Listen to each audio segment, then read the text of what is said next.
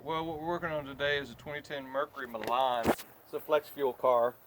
There's a few things that are different on this engine that are not much of a difference, but like the fuel release is different than some of the other models.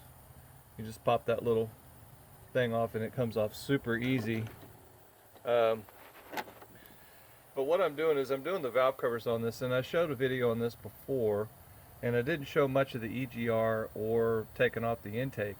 So I thought, alright, well maybe I need to show a little bit more of that, because the experience that I had the last time was kind of tricky on a few things, and I showed procedures that I thought, alright, well this is probably not the best way. So I'm going to re-show some of that. On this particular vehicle, when you take the intake manifold off for the rear valve cover, there's a bracket back here, this bracket right here, and at the end of that bracket you'll see that I've got a tool hooked up to it with a socket on there, and that's the best way to do this. Now you can get to it with a 1/4" drive ratchet like this. You can get to it with a 1/4" drive ratchet in a deep or a shallow socket, doesn't matter. I broke it loose with that because sometimes when you break a tight bolt loose with this roll-on extension, the whole thing pops and the socket pops off at the end down there. Sometimes you lose grip, socket falls off. You don't want to do that. So I just wanted to make a few notes about this so that this will help folks. Now this EGR thing here is, I tell you what, it's not your friend. When you get the upper intake manifold gasket kit, it comes with a gasket that goes right here. And previously I had shown to take these bolts out. Okay, and what I'm going to say right now is do not take these two bolts off of this bracket that holds this to the intake manifold, because there's an O-ring in there, and that O-ring costs $21. Okay, forget about that business.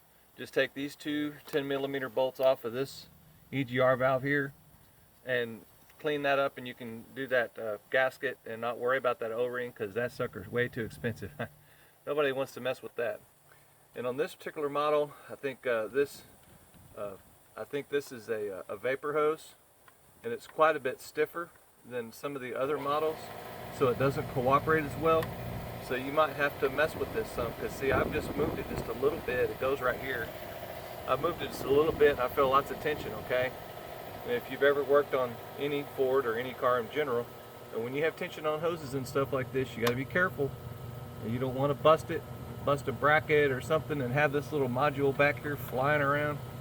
So just be careful with this. I'll probably see about getting it a little looser and getting it to the point where I can cycle it over like this fuel line up against the firewall here and getting it out of the way. So let me get to the next step here and show some details about this upper intake in business that I didn't show the last time. Okay, so on this intake manifold, the way I've gotten some of these hoses off, because these hoses are stuck on there good, okay? I use this type of pry tool, hose pry tool. I've got long ones or short ones, whatever, and I press into the top of this hose and make a small crack, and then I shoot some WD-40 in there and let that WD-40 soak in and wiggle it around. It doesn't take long, just a few moments, and that hose pops off, okay? You mess with that hose too much, you're going to crack it here on the top, okay? And that one even has a small, I think it already has a small crack in it right there at the top. Just have to be very careful with those hoses. Also, the other note is that this plug that goes on the top right here, easy to get out, no problem. But that little clip, you'll see this little clip here, you see that hole, the little dum-dum that pops in this hole broke off. Make sure and get rid of that dum-dum. Make it fall on the ground, pick it up with your hand, whatever it takes. When you take the intake manifold off, you don't want things like that falling into any of these ports and causing you problems. You can get out with a vacuum cleaner, but why mess with things if you don't have to? So there's probably going to be lots of dirt and debris. You'll see on this vehicle there's lots of dust everywhere, okay? So I blew this thing off really good before I started working on it. So just blow them off as best you can to get some of the deep dirt out of these holes. Get it all off of here before you touch anything. This one still has lots of stuff on it, but it's stuck on there pretty good. I'm not going to go any further with that thought because that's different on every vehicle, so it may not be your experience. But that's the most of the things that come off. I'm about to take these bolts out of the front here. There's nothing really special about taking that stuff off. Just that when you get these bolts out and everything is off, you'll have this one hose here to contend with, and just make sure and get some of this stuff out of the way. Just get it pushed back out of the way. I still need to take that EGR loose, but just make sure and get some of that stuff out of the way so you can raise it up. Now, I took the battery out and I took the throttle body off so that I could get access. Okay, so I got everything loose and I missed one. And right there, past this EGR housing, there is a small little push-in dum-dum that's right there. That thing gave resistance, and I messed with it quite a bit to get it out without breaking it. So that's what that thing looks like. I forgot that. But after that one's off, everybody's pretty loose. I'm going to get this thing pulled off, and we'll get to the next step in a moment. Okay, so we're a success. We got it all off. You can get a good eye on that little dum-dum there. That's what it looks like. Got kind of tweaked a little bit when I got it out, but it's very important for these things to survive. Now, this one did not survive. Okay, I'm going to have to put a zip tie on there, but this one did. This is a big heavy cable, and you want things to be secured the way the factory has designed it to be secured so that it's not a problem in the future. So this is the point where I'm not going to show anything else for the most part. The last thing that you're going to get stuck with is this little guy here. Okay, and back here in this corner there's a sensor that sticks up, and so when you pull this rear valve cover and you raise it up, you're going to have clearance problems with that there. And so just be careful and go slow and maneuver that valve cover around that.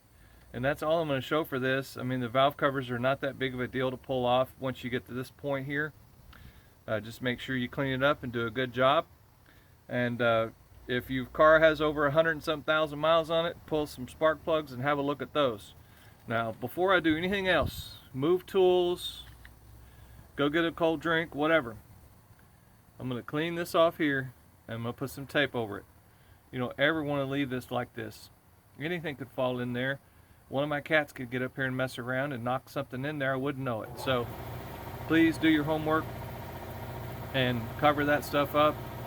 Put rags in it, towels, tape. I use tape. I've used some of that frog tape that doesn't leave any residue.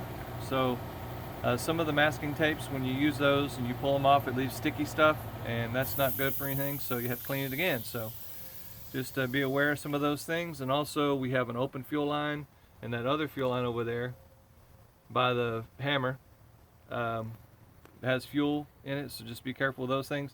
And if you're wondering what I use the hammer for, the bolts for the battery tray were in really bad shape, and I had to beat a socket onto one of them to get it to cooperate. It still didn't cooperate. I had to do it with vice grips. So I welded a new nut on that and I repaired it, and we'll put that together later. But for now, this is the end of my thoughts here. Now, the last video I did, I took this thing off, and I don't think that there was anything on this. I don't know. I looked on the inside. I didn't know what kind of sensor it was. So if somebody has an idea what this thing does, I don't know what this little doodad does. This is a flex fuel car, so there's a few things that are very minor different, but not enough for it to be a problem. This is just the late model dual overhead cam Ford 3.0 liter V6. There are some other items that I'm going to take care of while I've got this apart. I'm going to do water pump, thermostat, spark plugs, and the mash cylinder, and I'll make a separate video on that mash cylinder later. All right, take it easy.